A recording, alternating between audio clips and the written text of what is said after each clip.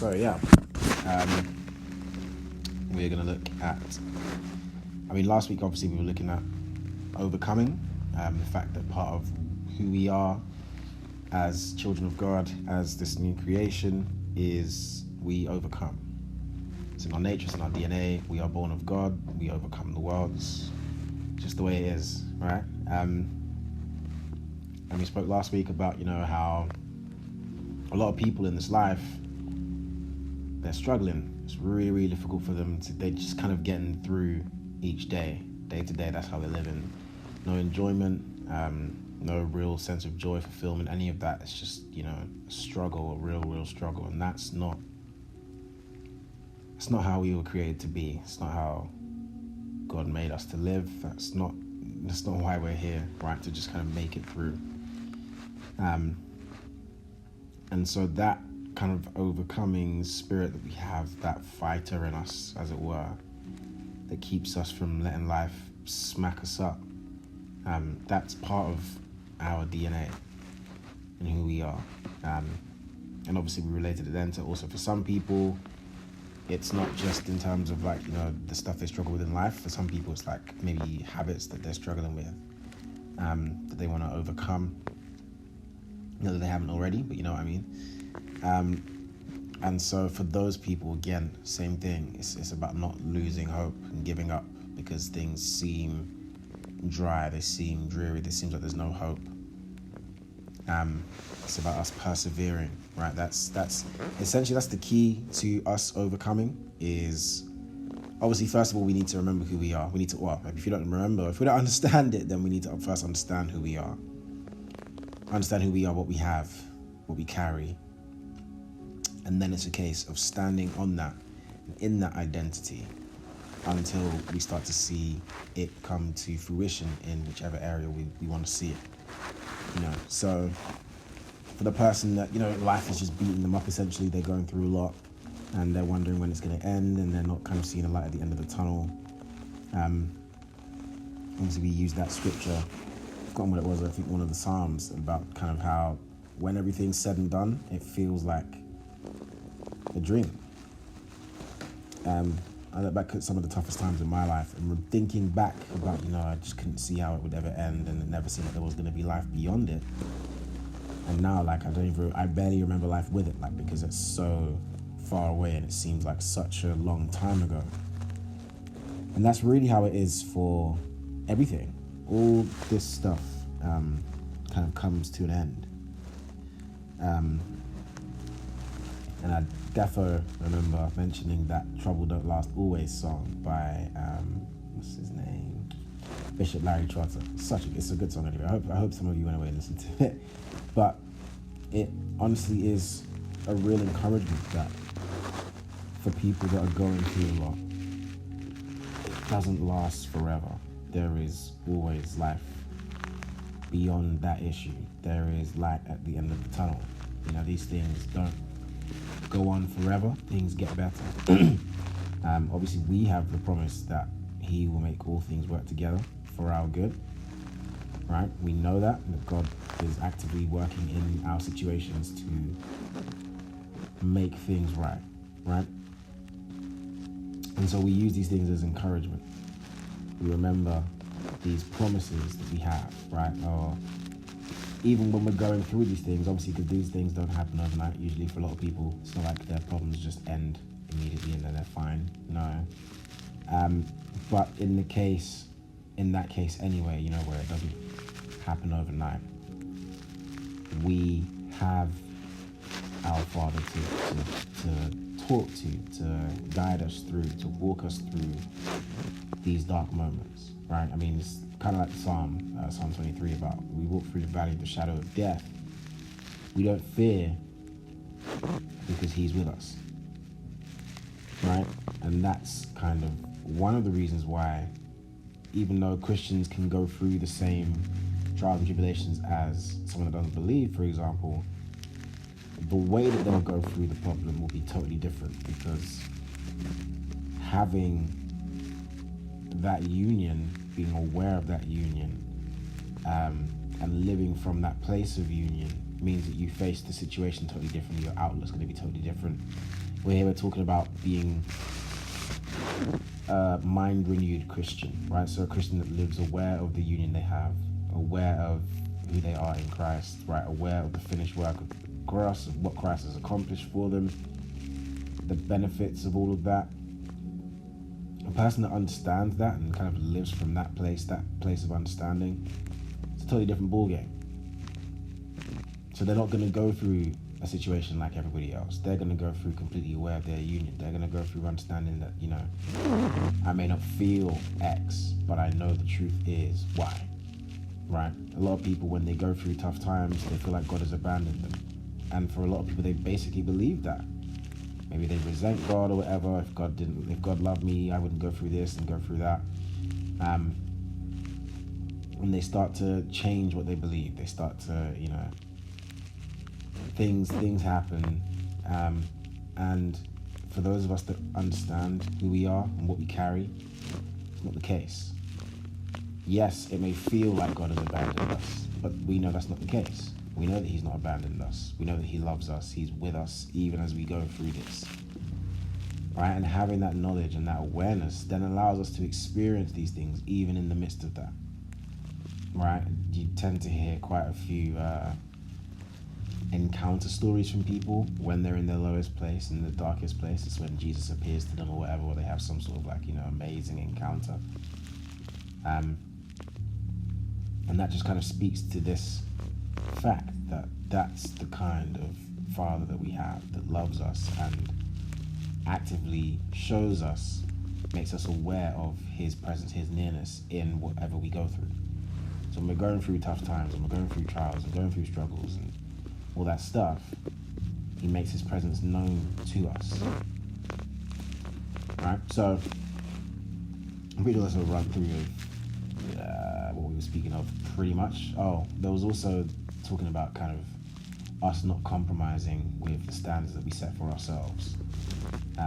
We live in an age where it's very easy to succumb to peer pressure and kind of just do what everybody else is doing and not really have a mind of your own and just kind of follow the crowd and all that stuff. And we don't have to be that way, right? We don't have to live the way that the world tells us to live. We don't have to live a selfish life, only focus on ourselves and this, that. We can live that selfless life that Christ calls us to live. We can live a life, in love and service to others, where it's self-giving. It's that cruciform way. That's the way of Christ. We can live that way even in a secular age like this, even in a skeptical age like this. We can live a life in full trust of our Father, of Christ, of the Spirit, right? We can live that out here and now. That way of living is timeless and it's relevant in every culture and every time. It's not, time specific. It's not like it becomes obsolete now and it only worked then or anything like that. No, we can live that way now. And the temptation for a lot of Christians is to compromise on that. And there may be certain things that, they would do, and then after a while, they kind of stop doing, for whatever reason. But it's usually to do with, maybe the people they're hanging around with or the influences they're kind of under, what they're taking in. And again, I'm sure I said this last week, I'm not talking about that kind of truth behind hip hop. Don't listen to secular music stuff. That's not what I'm talking about. It's completely not that. I play secular music. It's more of, if you've made your own personal decision that you don't think that is really why, you don't have to let anybody change that for you. There's no reason. There's no need. You've made that decision. That's yours. You stick with it. And if you are going to change your mind, then make sure it's because you want to change your mind, not because others are changing your mind for you. Right? So we don't have to compromise in the way that we live our lives. We don't have to allow people to dictate to us, oh no, you can do this now, it's cool, whatever. So we'll start with 1 John 4:4 today in terms of scriptures. So just go on, I'm going to go on Bible over here. And obviously it is in the NKJV.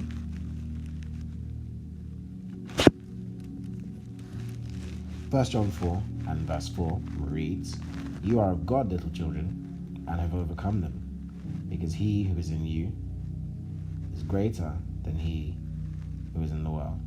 Other people may know, like you might have heard it like rejigged, but greater is he that's in you than he that's in the world.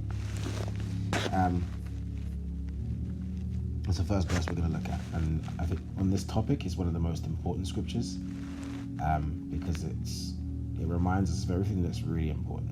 One, what we have, the reason that we can experience this victory and we can live this life of overcoming is because of the one that's in us, right?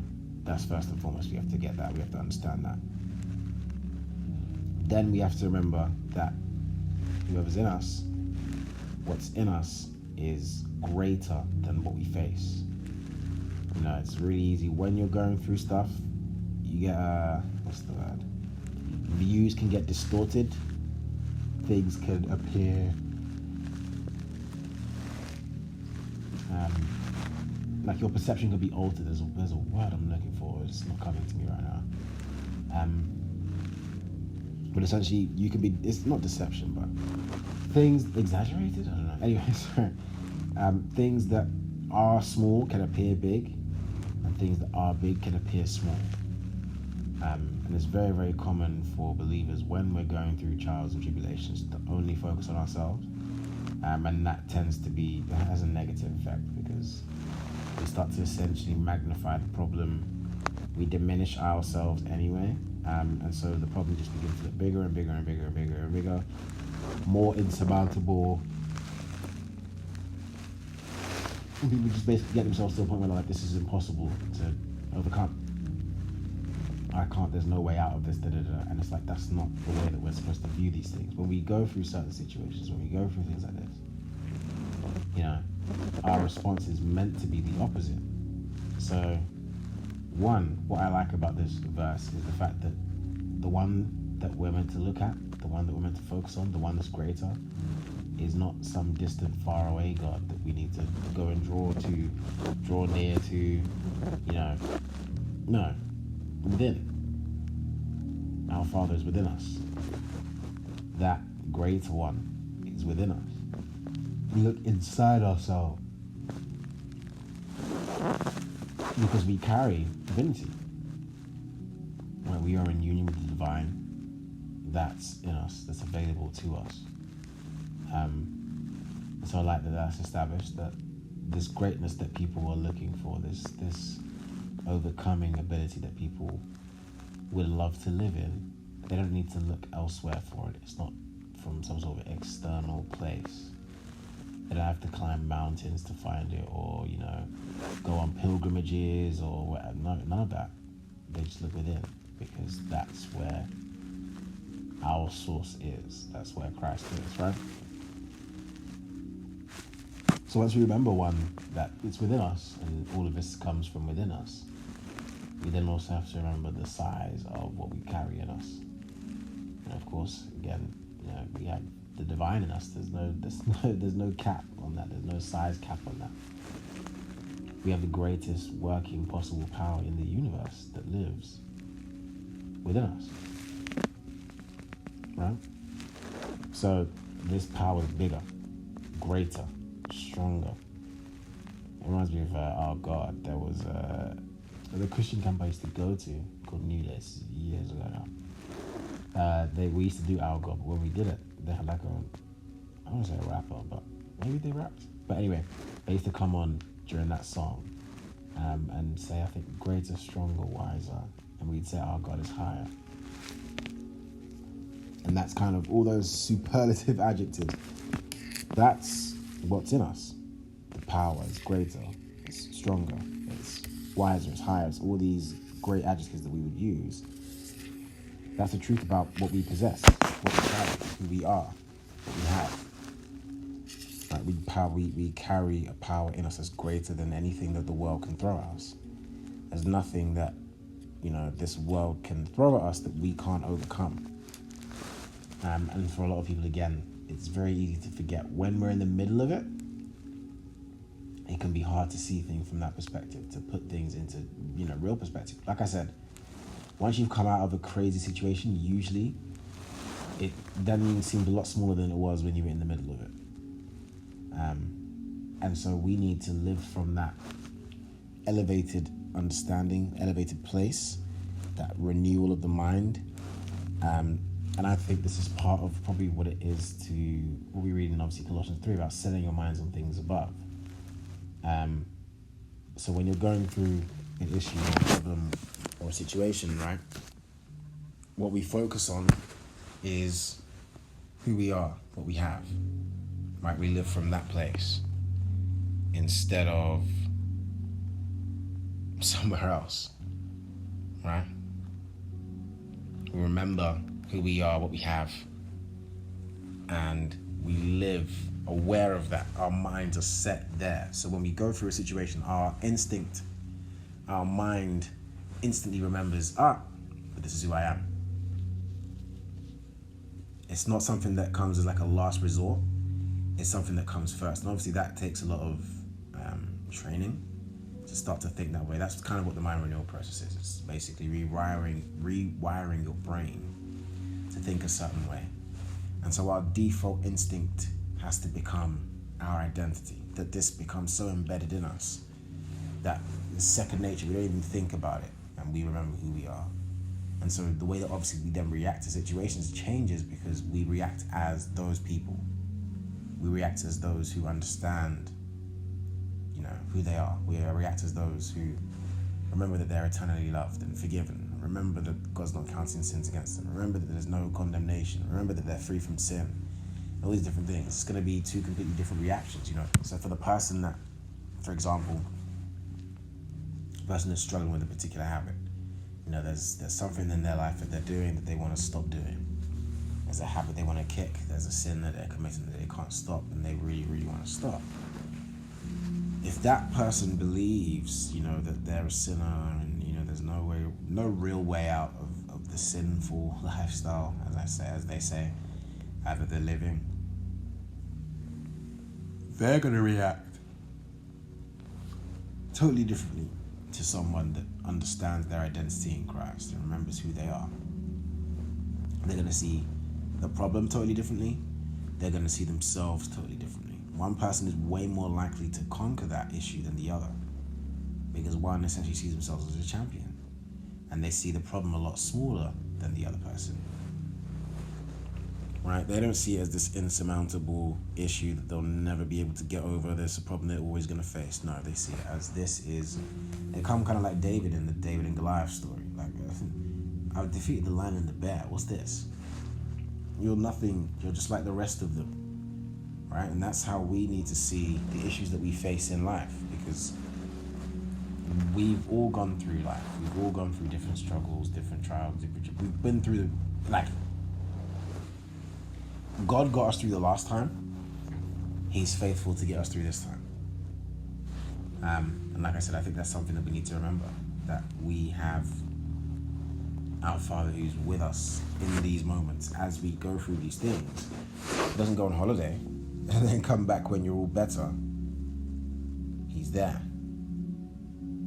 Right? He's with us as we go through it. So yeah, maybe like another good example would be to have that kind of Joshua mindset. So when Israel want to go into the promised land, they send spies to scout the land, right? 10 spies.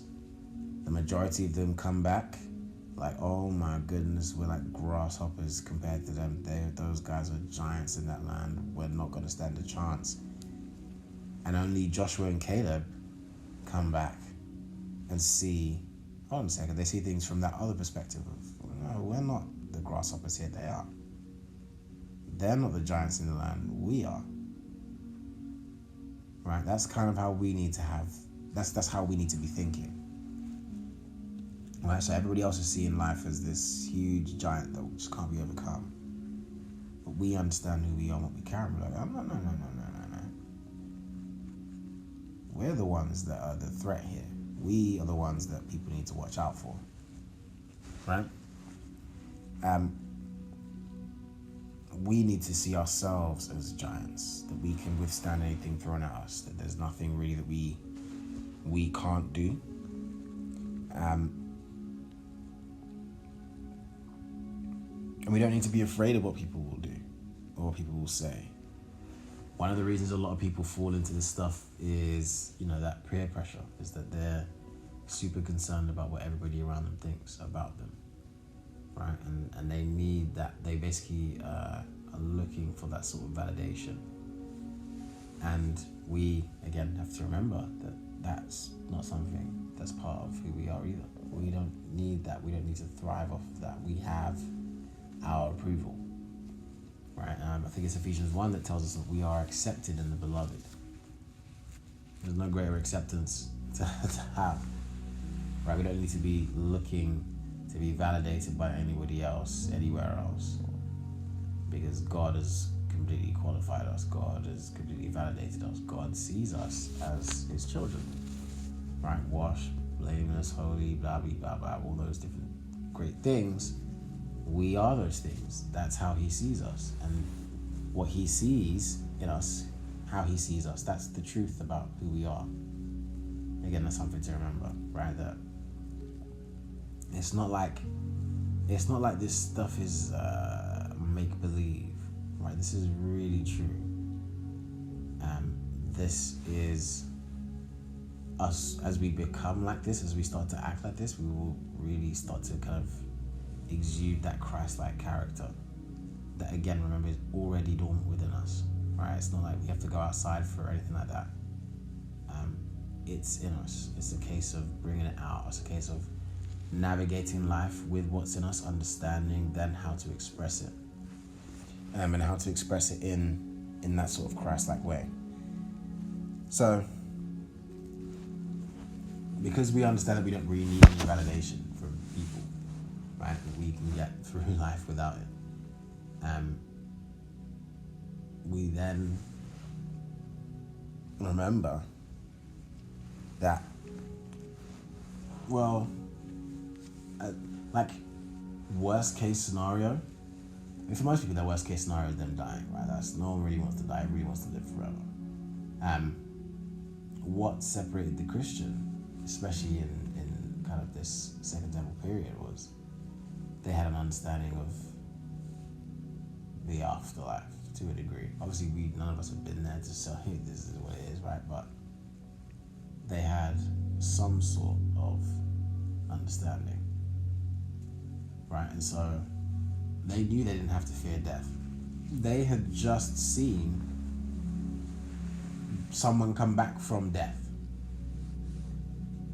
And this wasn't like, okay, so with Lazarus, yes, Lazarus was raised. Yes, a lot of people came to hear about it, came to verify it, came to check it and everything. The difference is, when they saw Christ, well, so with Lazarus' story, Lazarus was raised by Jesus. Jesus was the one that prayed or called Lazarus forth, and Lazarus came forth. There was a third party involved. When Jesus was raised from the dead, there was nobody else. He just rose, right? Obviously, we'd say that, maybe the Father and the Spirit raised him or whatever, or he raised himself, or however we want to put it, but there was no third party. This person single-handedly, as the God-man, conquered death. They saw him leave the earth on the cross, and then they saw him come back. And so, because he's passed through the other side, they know, I guess it can't be that bad if he's been through it, and we've seen him through the stages. I say all of that to say that because this was what the early church experienced, aside from actually seeing the dead raise themselves, it then meant that their perspective on things was totally different, because they were like, well, in the grand scheme of things, not a lot of this matters, one, but two, like, I'm not going to be worried about this and that. I'm not going to be worried about what people say about me. Like, it doesn't matter. It's like, the worst thing that people can do is kill us. The worst thing anybody can do is take our lives. And, that's for those early Christians. They were like, that's not a problem either. Like, becoming a Christian meant all of this, like you were in danger, this and that. And I'm not saying obviously we should adapt the exact same mentality, but we should remember that there's not really, in the grand scheme of things, much that people can do to us. We can handle what people throw at us. Right? We have no reason to fear, to be afraid or anything like that of how people will feel about us, what people will say about us. And so then we don't have to succumb to the peer pressure to fit in like everybody else, to do what everybody else is doing, so that, we can not experience that. Because I mean, like I said, the worst thing someone can do is kill you, and if you've got a fear of death, then there's not really anything in the way that could stop you. All right.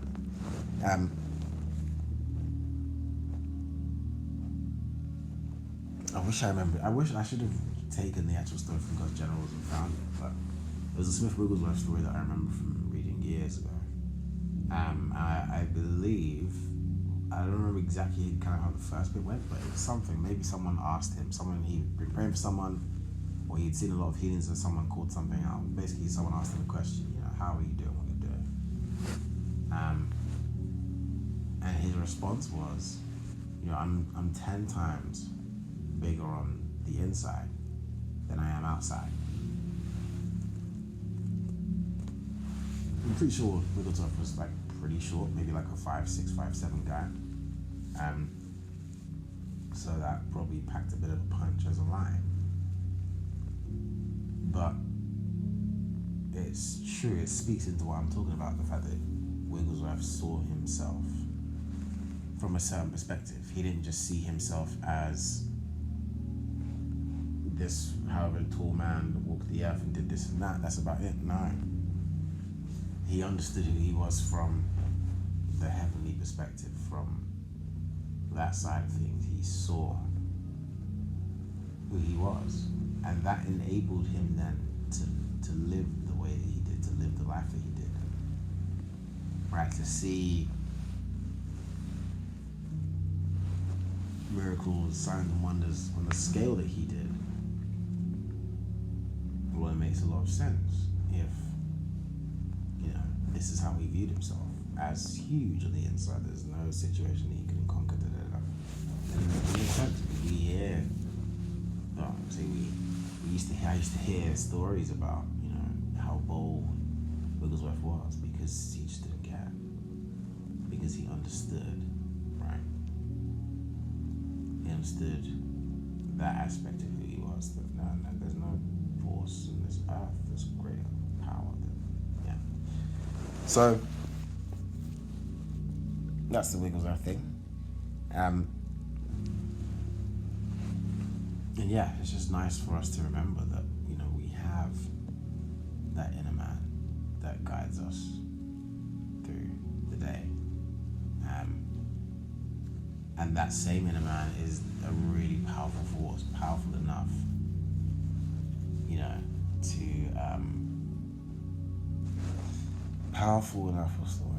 to help us through these situations. When we're going through what we're going through, we remember,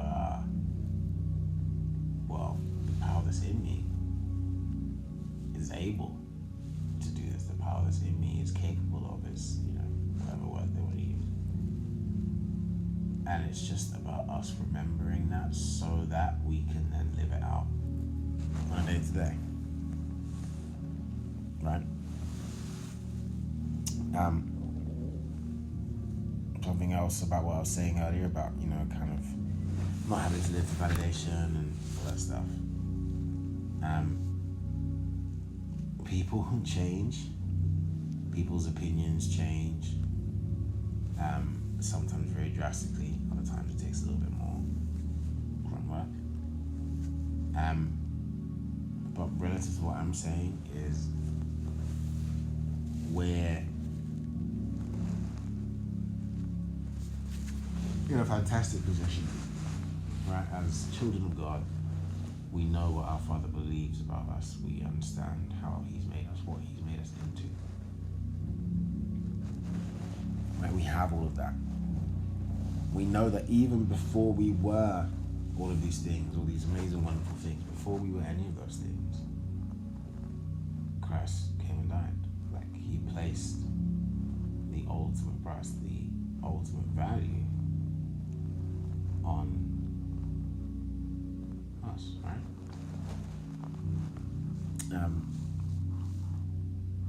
And that means that his opinion doesn't change. God loved us just as much when we were doing the stuff that he's delivered us from. He loved us then, he loves us now. That's never changed. Whereas for most of us, that would change something, you know. But what we have is a Heavenly Father that loves us, that, you know, has loved us, will always love us, and doesn't change in that regard, right? He's faithful, he's steadfast. These are the kind of adjectives we use for this stuff, right? He did all of that for us. All right. Whereas other people, their opinions will change. They're here today, gone tomorrow, fickle today. Like, yeah. We know that we have a more sure word, that we can rely on our Father. Right? And that, again, that helps us not have to live looking for validation from other people or whatever. And so let's go to 1 Corinthians 15 and verse 57. 1 Corinthians 15, 57.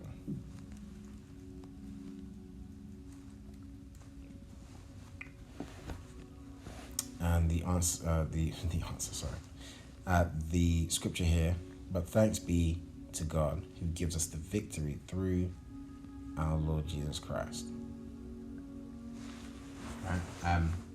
Now, obviously, as a Christocentric people, we read all these things through the lens of Christ, understanding things this way, seeing things that way, right?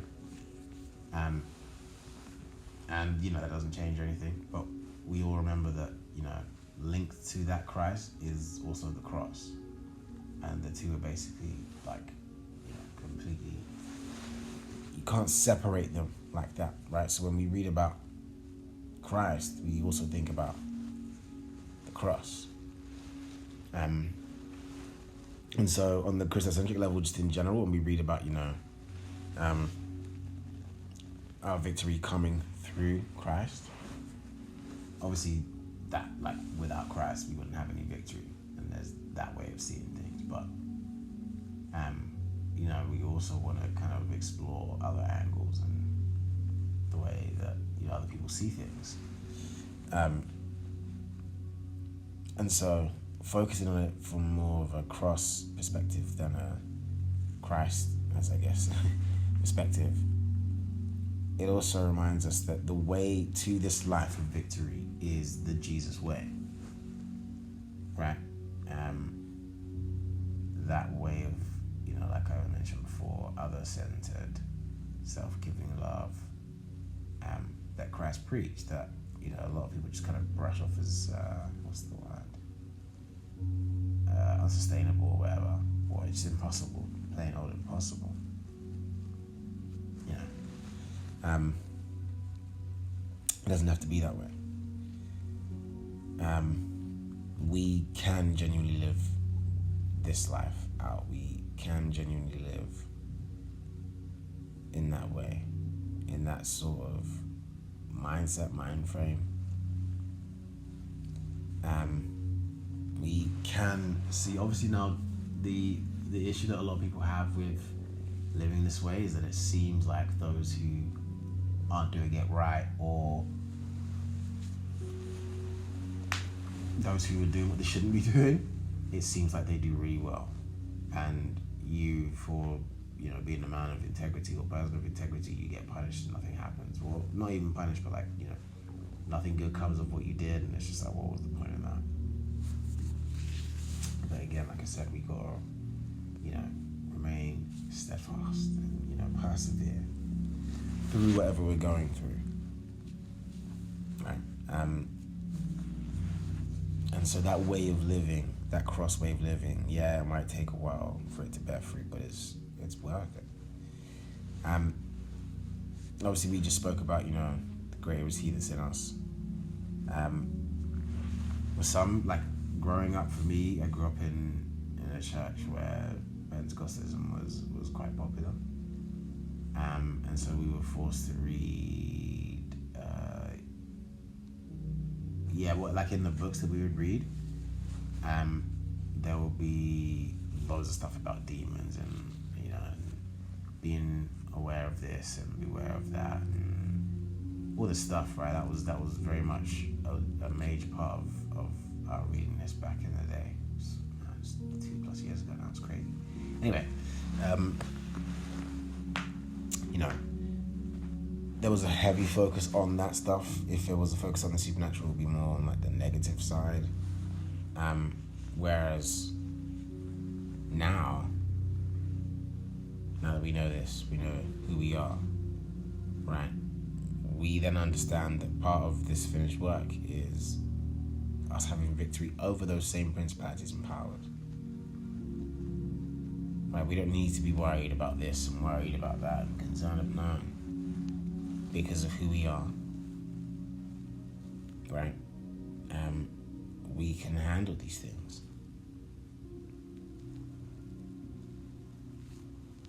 We can walk in that victory. We don't have to see things the way that everybody else sees them. We can walk in,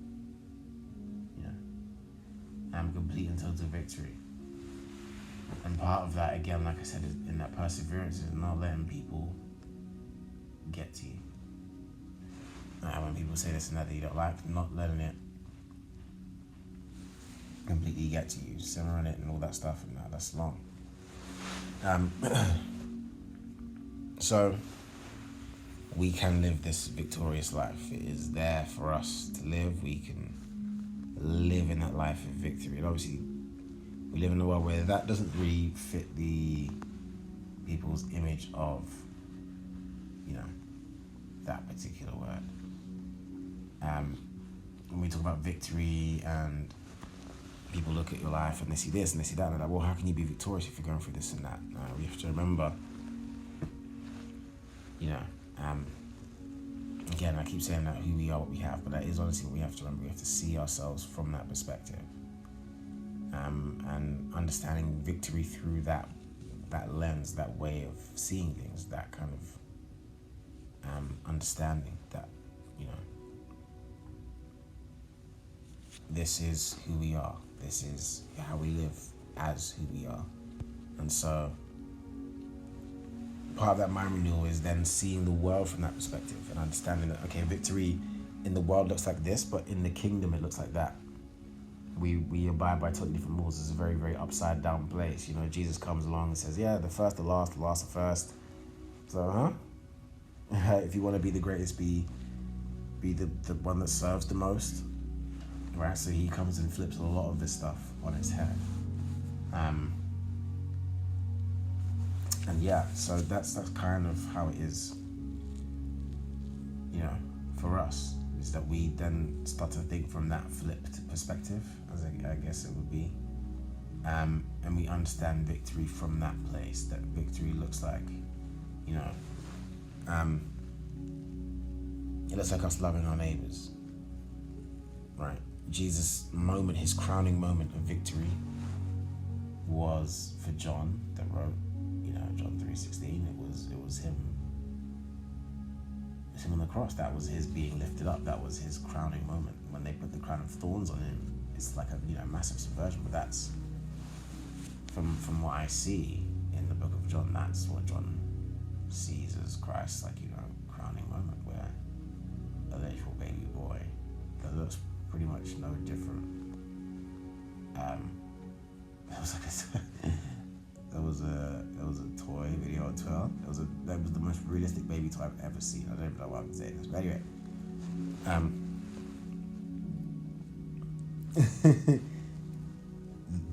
the moment of glory for John on the cross was that moment, the most not glorious moment you could imagine, the moment of pure embarrassment where, you know, Jesus is there on the cross hanging naked for the world to see, with a crown of thorns on his head, suffering, probably screaming, crying, all this. And that to John is, you know, that's his moment of being crowned. That's when. And yeah, it's just a very, very interesting perspective to have, a way of seeing things. Anyway, time is up. What I want to do is, we have a couple more scriptures, but because we only have a couple more weeks left, I want to move some of this into next week, and then continue with what we're going to look at. So I'm going to end this here. Does anybody have any questions?